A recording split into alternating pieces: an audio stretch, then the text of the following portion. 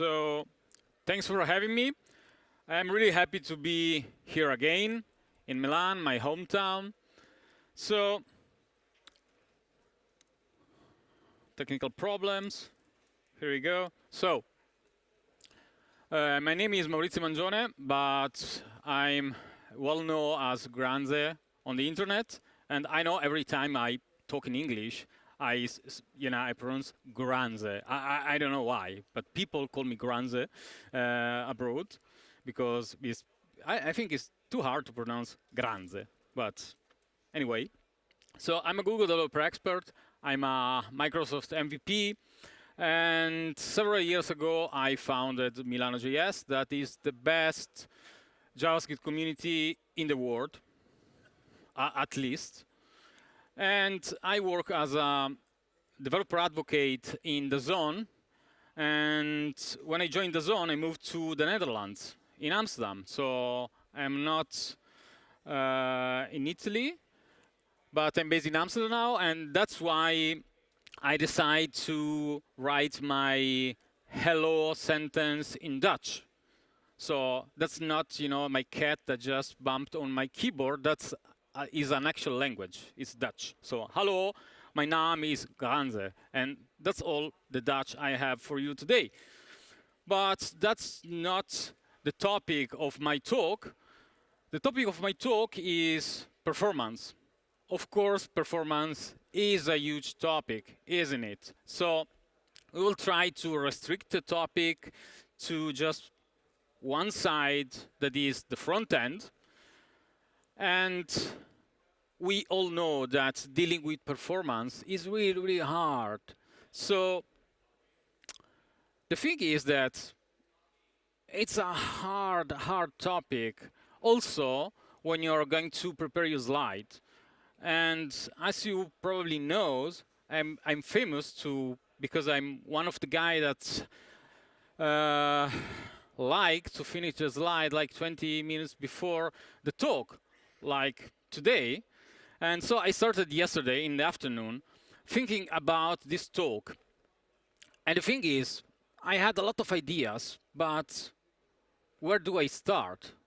It's such a huge topic. So then I got a good idea. I thought, okay, I can start with a quote, because quote smart people will eventually, make you look smart as well. So I choose this sentence. Content is king. For sure, many of you already heard this quote, but I'm pretty sure that a lot of you don't really know who said that. So we need to go back in 1996. And yes, internet was already there. And a smart guy called Bill Gates wrote an article, and the title was Content is King.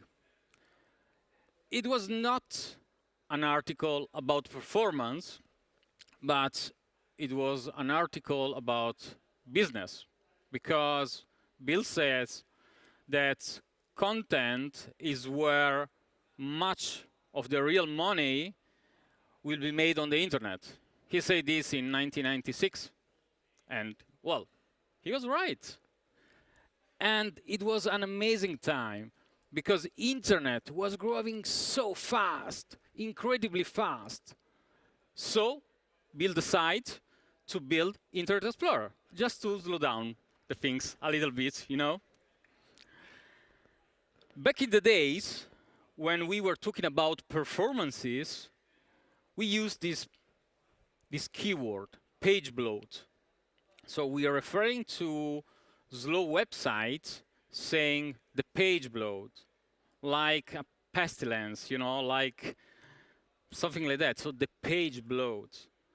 Of course, things change over the years, also because front-end development is way harder than back in the days. So we have a lot of other problems to talk about.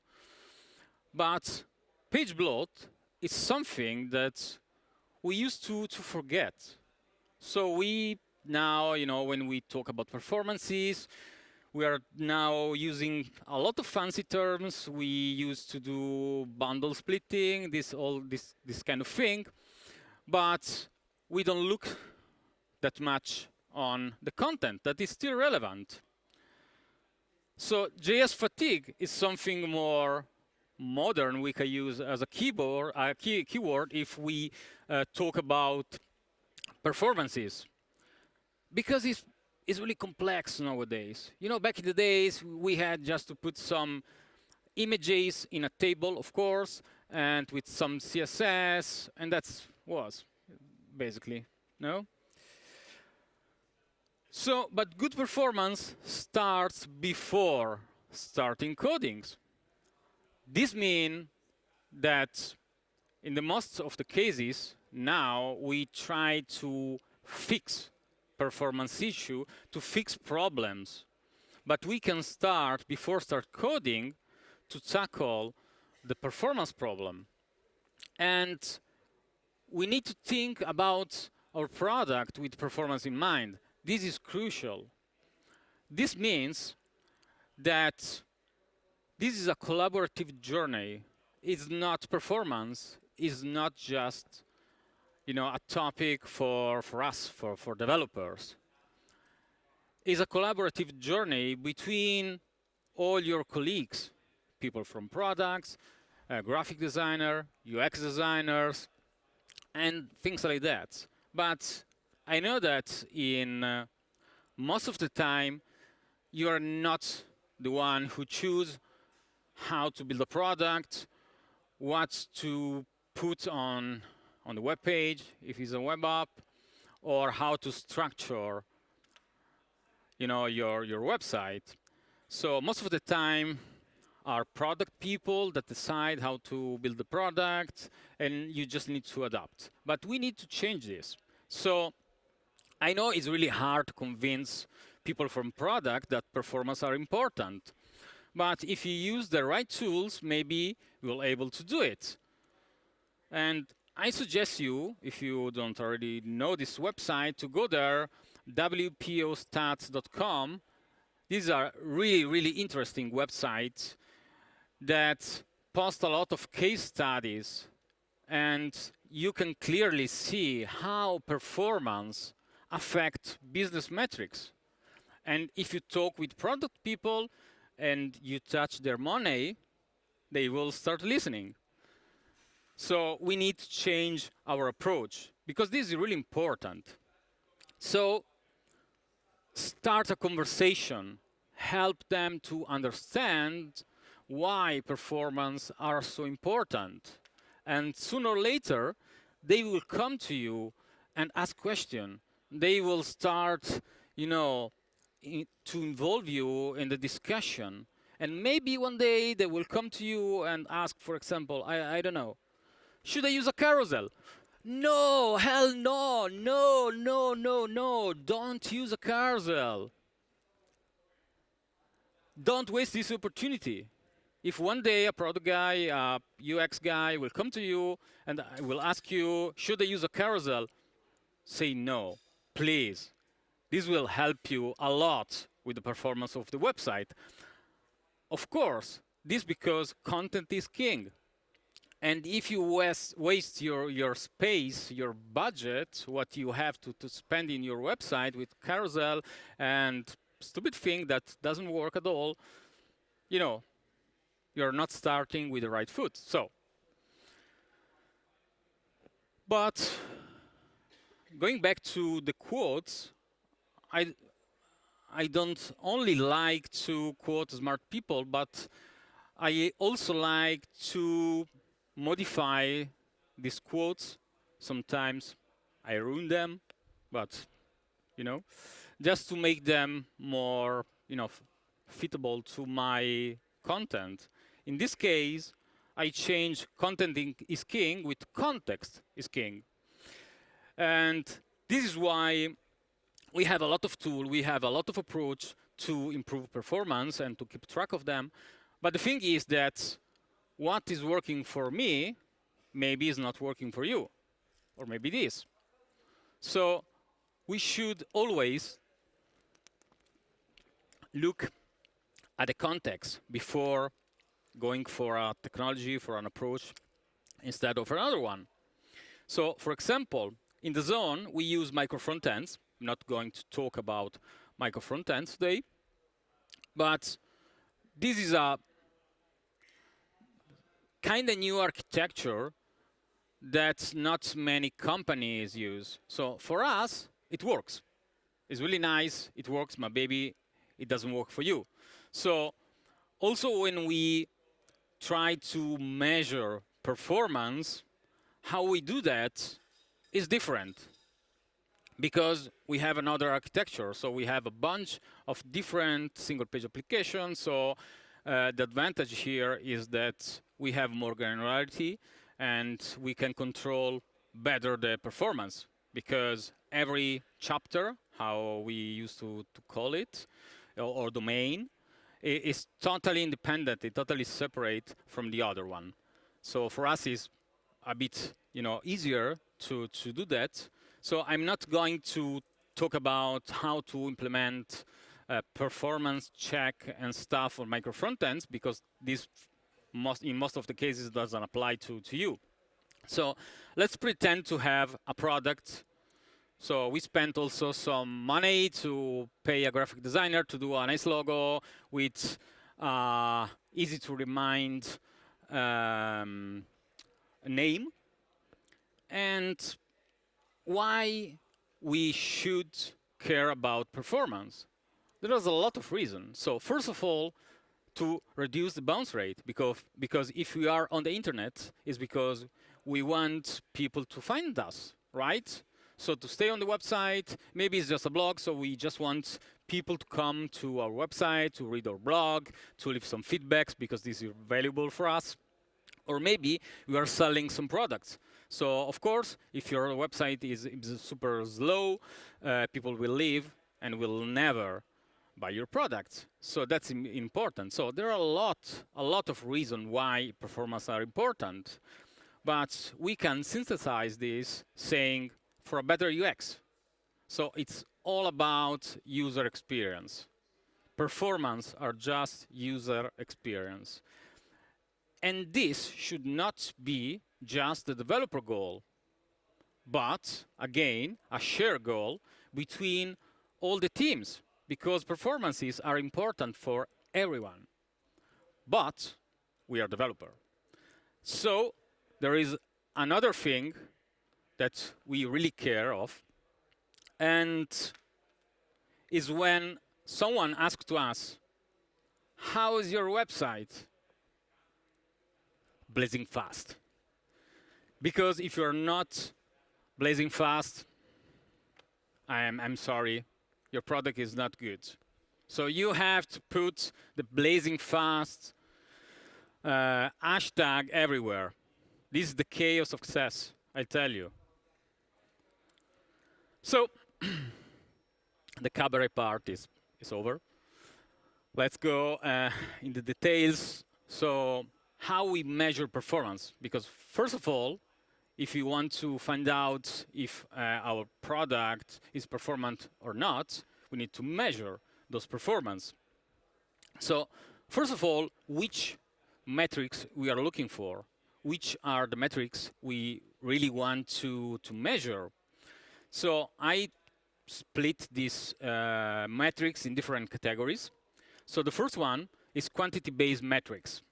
So all the metrics that are super easy to measure. So the number of requests my page is doing, the bundle size, third-party script ads, and all this stuff, the overall page weight, but of course I can measure the kilobytes, megabytes used by my images, or just the CSS, and blah, blah, blah.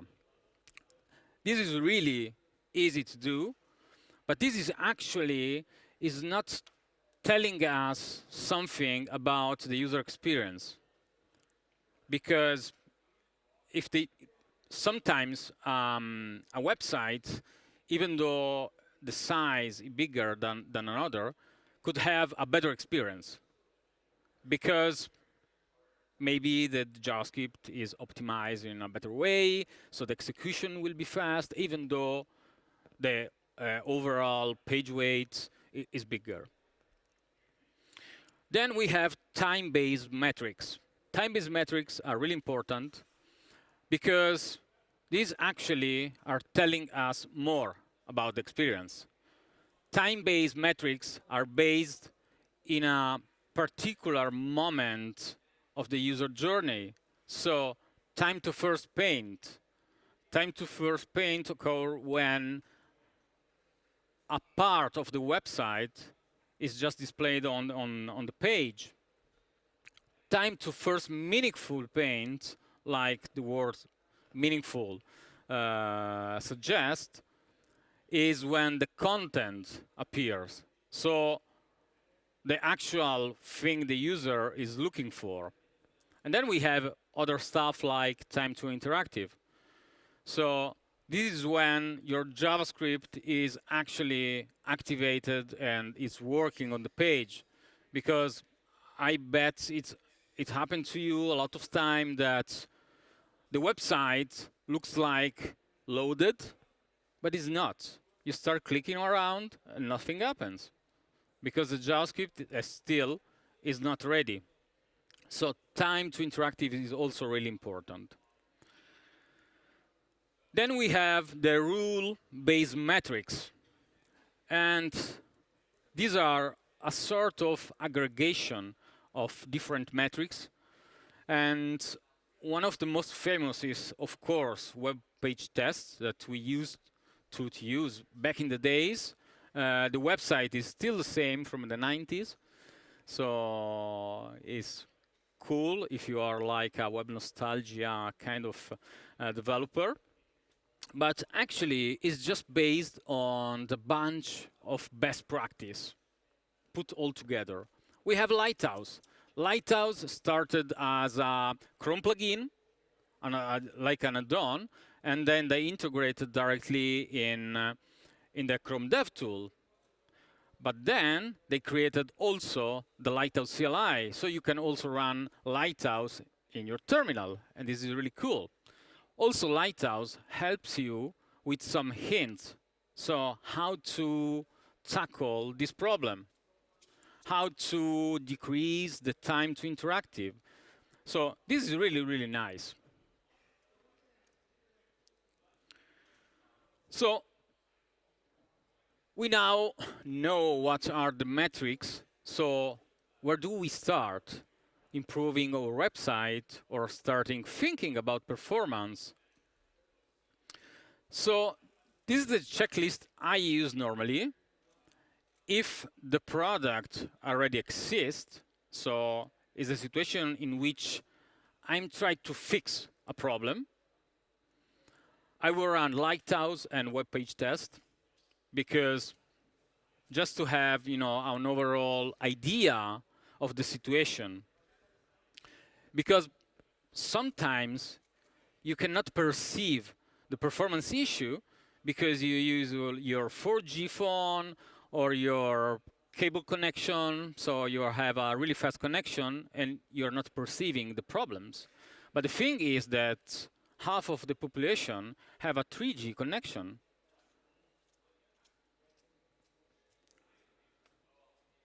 So the suggestion is to do this in early stage. So when you start building a new product, start with performance in mind. This is really, really important.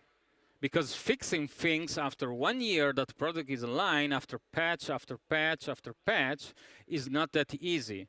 But if you can keep in control your performance over the time, this will help you a lot. So, like I said, performance checking is not a fix. Sometimes it is, and of course, better than nothing. It's better to fix some problems, but of course, let's start from the beginning. How we can start? So, a nice approach is to setting a performance budget.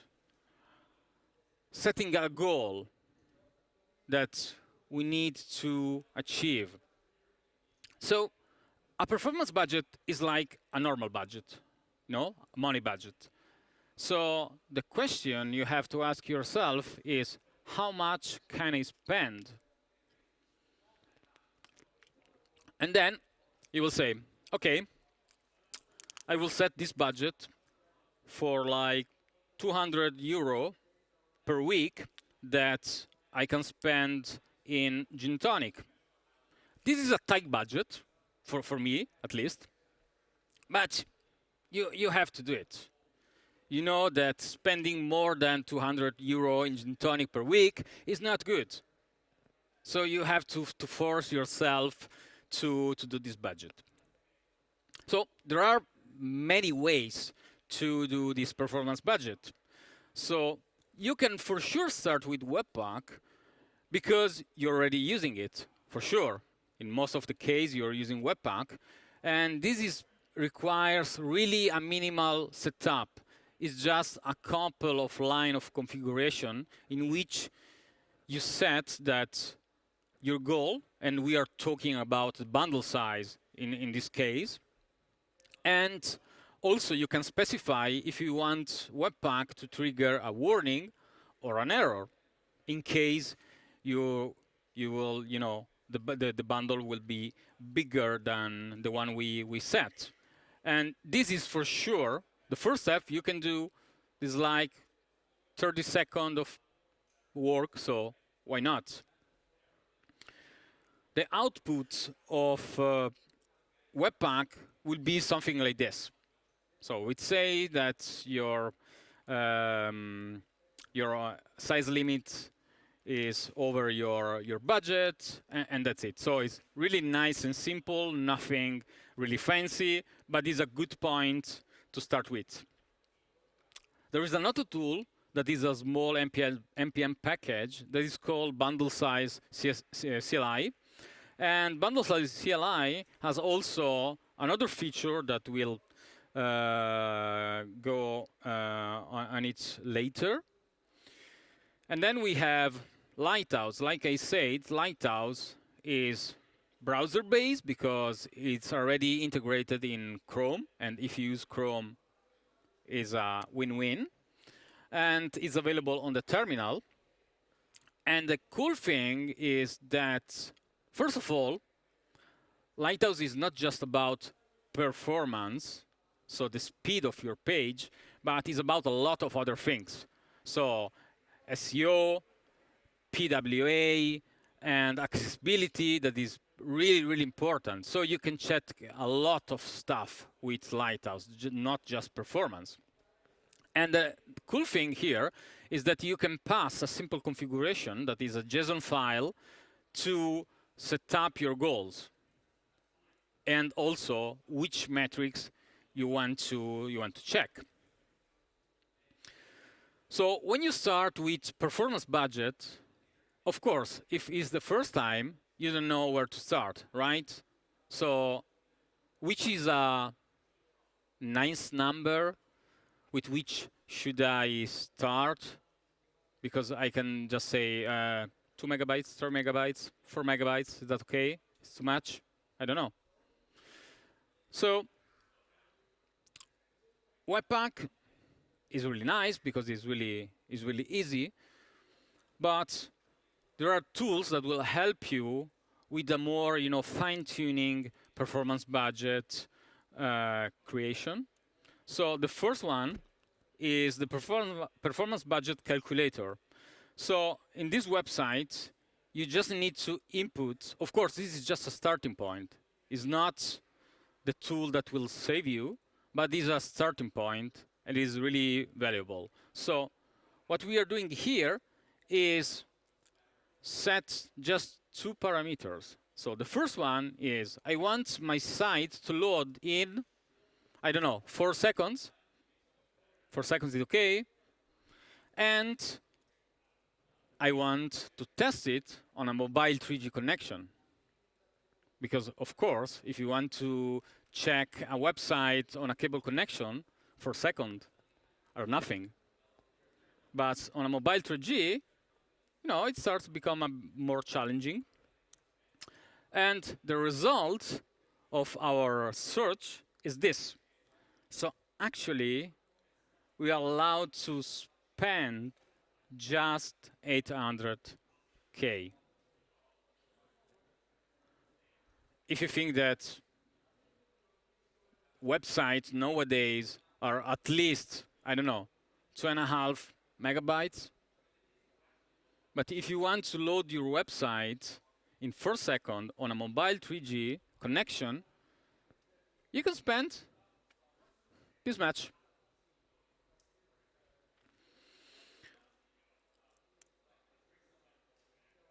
There is another tool that is really cool because will give you, so you just need to move the triggers, the slides, and this will give you an estimate time to interactive. Of course, the time to interactive is not just based on the size of your assets. So, take this with a pinch of salt because it's not the perfect rule, let's say, but still, it's something that will help you a lot. Like I said, the cool thing of Lighthouse is that you can run it through your terminal, and you can just say Lighthouse, the website you want to test, and you can specify a link to your budget.json that contains all the rules you have set. And the two websites I just show you actually can export this file. So you just need to move the triggers, put some data, push a button, and you will get this budget JSON. That's really handy. But of course, I don't want to do all this stuff manually all the time. But I need to do this stuff all the time. Because by time to time, performance can, degrade because we introduce new feature, we change some stuff, and it can happen that performance will go down. So since we are lazy but also smart, we want to look into automation. So bundle size CI that I mentioned before is a really nice and simple tool. It's more or less like what Webpack does. So it's just a check on the bundle, like the name suggests. And you can integrate bundle size CI on GitHub through Travis, Circle CI, Drone, etc. It works by default on gzip bundles, but it can work also on broadly. Like I said, you can integrate in GitHub and choose to let the build fail if the test is not passed. So like regular test, you can do the same with this performance check. So bundle size CI is used by Tinder in production. So if you want to install Tinder just for the science, of course, and to see if they are doing a good work on the performance, you can do it. Now you have an excuse. The other one I want to talk about is Lighthouse Bot, formerly Lighthouse CI. And this is a really cool tool. So in May, I was at the Google I/O conference in Mountain View, and I was at the Lighthouse booth. I was speaking with an engineer from Google, and I was talking about a brilliant idea I had to integrate Lighthouse with the CI. And he told me, we're already working on this. You can check the repo is open. Fuck it. Always late. So back in the days, in May, it was called Lighthouse CI, but he warned me, I tell you, this is in beta, so don't use it at home, or better, use it at home, don't use it for work, for now, because the thing is that it relies on a cloud service that Google is providing us. And since it's in beta, you know, if you want to do it, if you are like a YOLO kind of person like me, just do it. What can possibly go wrong, after all? So the cool thing of Lighthouse bot is that it's cloud-based, like I said. So it's just a service that Google is exposing for us. It integrates with Travis only for now, but they are thinking to support other continuous integrations. And we use drone in DAZN. And when I was speaking with this guy, I said, we use drone. What? OK. No one knows drone. I don't know why. And actually, if you really like it and you want to use it today without any risk, you can use it in a standalone option. So you can use Docker to install the backend and the front end of the Lighthouse bot on your server.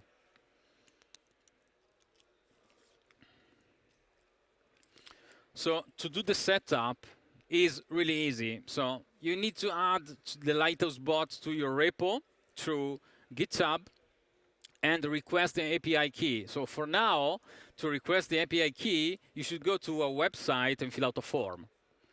And then they will send you the key. But at the moment, this is a manual thing. So probably you should wait for some days, maybe weeks, to have this key and start really using the bot. You need to update Travis once you got the key and put the key in the configuration, and add Lighthouse bot to your package.json, of course, because it's an npm package you want to install. And remember to run it on Travis. So it's something like that. As usual, you're going to do an npm install to install all the dependencies. You do your deploy, and after that, you just run your Lighthouse bot, and that's it. And the result could be something like that. So super integrated in your PR, that is super, super handy. Lighthouse bot runs on a Lighthouse instance on the clouds. That means that this is a synthetic, kind of test. It's not with real devices. But you can choose to run it on web page test. That is the website we all know and love. And for doing that, we just need to add a flag. So -- runner equals WPT. Really, really easy. So the message for today will be performance are important. If you don't know this guy, this is Captain Obvious. Because we all know that performance are important. So the message I really want to deliver to you today, this is really important, is be keen, be smart, be blazing fast. Thank you. That's all for me today.